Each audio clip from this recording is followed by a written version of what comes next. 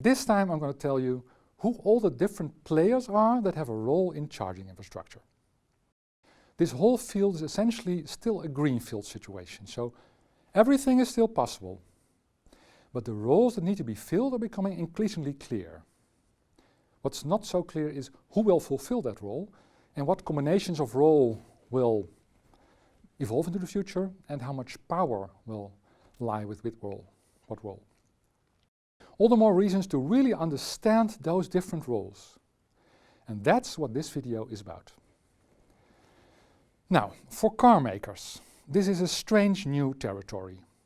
They naturally see themselves in the lead, as evidenced by the fact that they usually call charging infrastructure electric vehicle support equipment.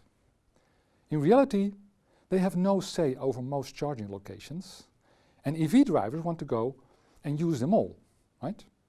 You don't want to forego every charger that is not property of Tesla. Furthermore, the whole energy system is in flux, and the EV has an important role to play, as we saw in the video on smart charging. We know pretty sure they will want cars that use the energy at the moment that are best for them. So their role in the charging infrastructure is mainly to finally standardize the sockets, at least per continent, and to make sure their vehicles can be interfaced with charge points and with the electricity grid. They could expand their role by usurping other roles that I will still describe. An important new role is charge point manufacturer. Equipment will be needed in large numbers the world over, and the main issues to look for in a charge point, apart from ruggedness and safety of course, are that it's reliable and future-proof. That probably means you should go for ample computing power, don't skimp on that, probably Linux, and it should support an open standard like OCPP. Remote monitoring and smart charging are things you can still have as a USP. Things I see happening quickly are the integration of so-called smart meters, according to the specs given by the grid operator, and the option to use signing and maybe a ledger, a distributed ledger. Once every continent has a single plug on the car side, chargers will include a cable to connect them to the car directly. Okay, users, most important role in the whole system of course. Users will look at the utility of charge point in a different way. If they buy one for at home, they will want one that's future-proof and independent of the car maker. So it's still useful if you buy a different car. If they use public chargers, they will want to know where they are located. And when a charge point is broken or unavailable, it sounds trivial, but this is still the biggest grievance for many users in the Netherlands, that we haven't gotten this right. They also want interoperability and roaming. For example, you want to be able to charge in another country the same way you can charge in your own, logically, right? Their role in the whole energy system will change from consumers to prosumers, especially when they have solar panels, heat pumps, or electric vehicles. Then a charge point operator, or CPO. This is the party that facilitates the requesting, selecting, and placing of a charge point, and then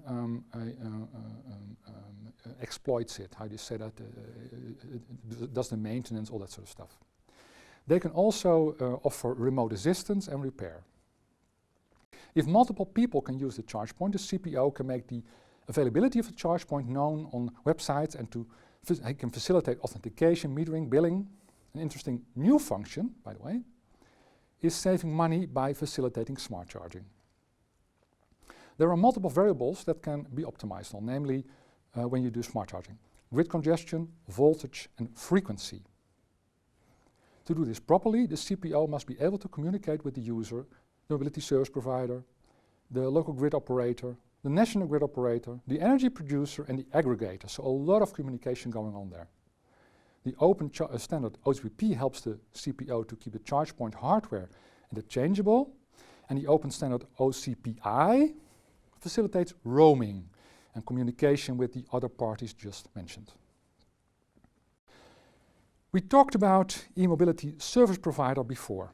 It is unclear if this is the name the industry will settle on, but the functional role is an important one to grasp. The problem is that an EV driver will visit charge points of many different charge point operators. So you need another party. And you don't want to get a new RFID or a card or an app or anything at all if you visit a new charge point operator of a new charge point. So we need someone who contracts all the different charge point operators and offers a nice package to both the users and the charge point operators. It functions a little bit like a credit card company. An interface to many different vendors, but preferably more flexible and at lower transaction costs, which is totally doable, by the way, and something that distributed ledgers can play a role in. Municipalities have an important role in street charging, because they are responsible for the public space, of course. They have to provide the parking space, often some funding, and in return they can set the requirements to make sure that all the charge points are interoperable from the user perspective. They can also contribute greatly to the process of placing them by providing a shared environment for all the stakeholders, such as the user, maybe the dealer, the charge point operator, the grid operator, the municipality, and the different subcontractors. It also really helps if they make sure there is one contractor for the municipality, grid operator, and charge point operator who does all the physical activities in one go. So please integrate the different contractors. We are not there yet in the Netherlands, so I hope you do better, by the way. National governments must enable regulation for smart grids, including incentives. Sorry, they must regulation and incentives. They can really help to kickstart the process if they provide some small financial incentives to start knowledge sharing. That's a really cost-effective option to get things moving. Pilots can also be really helpful if you want to kickstart development, especially when you have multiple users, multiple parties involved in the pilot. Energy suppliers must supply energy to charge points, of course, but should also cooperate in establishing a mechanism that can reward smart charging. The problem we often see is that energy suppliers are used to being a very important party, but in this whole process they only have one rather small role. This often leads to obstruction for smart charging because they say, oh, I've only got a small role, so be warned. The same is true for grid operators. On the one hand, they are really interested in smart charging, but on the other hand, they are not really used to cooperating with others, and especially not on the time scales that innovators need. Speed is not their strong point. To make matters worse, many are incentivized to put more hardware, more copper, more aluminium into the ground, even if that's more expensive for society. In one respect, they are very, very, very useful, at least in the Netherlands. Often they are the only stakeholder with a really long-term perspective. The CEO of the biggest grid operator in the Netherlands used to say to me, for me, if you look at contracts I sign, 2050 is yesterday. Now the transition system operator. That's a less dominant player, but frequency regulation is really important, of course, on the grid, and smart charging can be really useful in that respect, so don't forget them. They also have a role in electricity markets in most countries, and opening those electricity markets up to aggregators is really important. Then the balance responsible party. If you don't know what that is, it's complex, it's complicated. I cannot go into detail, please look at the supporting literature, but in essence it means somebody must make sure that every user's demand is predicted in advance, and if demand is unexpected, it has to be fixed. Balance responsible. What we want in the future smart grid is that the user can give his own responsibility to someone else that is innovative. The aggregator brings together supply and demand in the smart grid of the future. In the case of electric vehicles, by steering smart charging, a whole bunch of them,